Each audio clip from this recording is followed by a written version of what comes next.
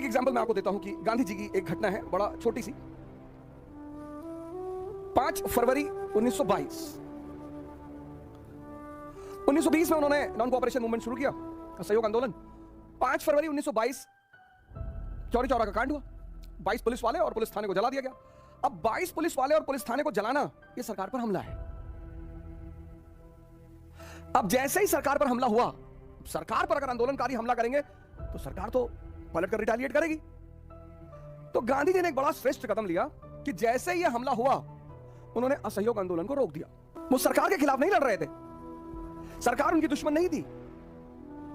जैसे ही यह हमला हुआ, वैसे तो हिंसा प्रिंस चार्ल्स के आगमन पर भी हुई मुंबई में, लेकिन आंदोलन नहीं रुका। लेकिन ये 22 पुलिस वालों के साथ जो पुलिस थाना जलाया गया, ये सरकार पे हमला था। और गांधी जी को पता था कि मुट्ठी भर लोग खड़े हैं और सरकार सबको पीटेगी और दोबारा जब हम बुलाएंगे तो कोई नहीं आएगा। उन्होंने आंदोलन को रोक दिया।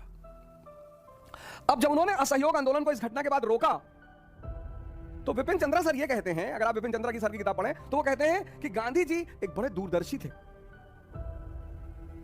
उन्हें पता था कि मुट्ठी भर लोग खड़े हैं और मुट्ठी भर लोग को सरकार इतना पीटेगी कि वो दोबारा बुलाने पर कभी नहीं आएंगे। तो गांधी जी ने आंदोलन को रोक दिया। ये विपिन चंद्रा सर कह रहे हैं। घटना एक है, कह रहे हैं कि गांधी जी ने आंदोलन को रोक दिया और जनता मार नहीं खाई। इसकी सजा गांधी जी को भुगतनी पड़ी, वो पकड़े गए और 6 साल के लिए उनको सजा हुई।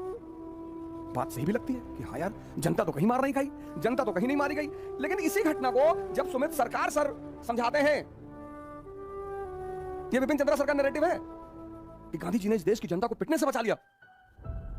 मुट्ठी भर लोग, क्योंकि 1922 में गांधी जी कहते हैं मुझे हिंसा पसंद नहीं, आंदोलन रोक दिया। लेकिन वही गांधी 1942 में जब पूरा देश खड़ा है तो आंदोलन को नहीं रोक रहे हैं।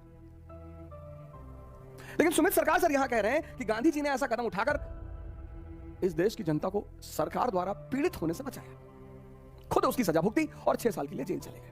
और दोबारा जब सीडीएम शुरू हुआ, सविनय अवज्ञा, तो जब उन्होंने फिर आवाज दिया, फिर लोग आ गए।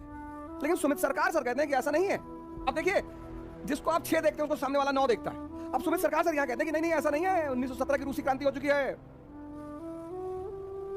किसान सभाएं बन रही हैं, मजदूरों के दल बन रहे हैं, किसानों की सभाएं बन रही हैं, मजदूरों के दल बन रहे हैं, और गांधी जिनका नेतृत्व करते हैं वो पूंजीपति हैं।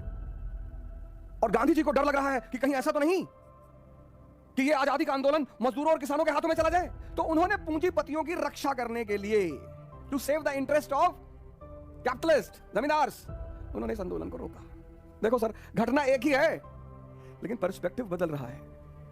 फिर अन्य संगठन है, वो कहते हैं अरे ये तो मसला बिल्कुल नहीं है, गांधी जी अंग्रेजों के एजेंट हैं। एक और जो विचारधारा है वो कहती ना ऐसा थोड़ी है, गांधी जी अंग्रेजों के एजेंट हैं। जब भी जनता सरकार से त्रस्त होती थी, वो जनता को आवाज लगाते थे, उसको खड़ा करके उसका सारा गुस्सा बाहर निकलवा देते थे, फिर आंदोलन खत्म करके वापस भेज देते थे। एक पर्सपेक्टिव ये भी है कि गांधी जी सरकार के एजेंट थे। अब एक घटना के 3 पर्सपेक्टिव।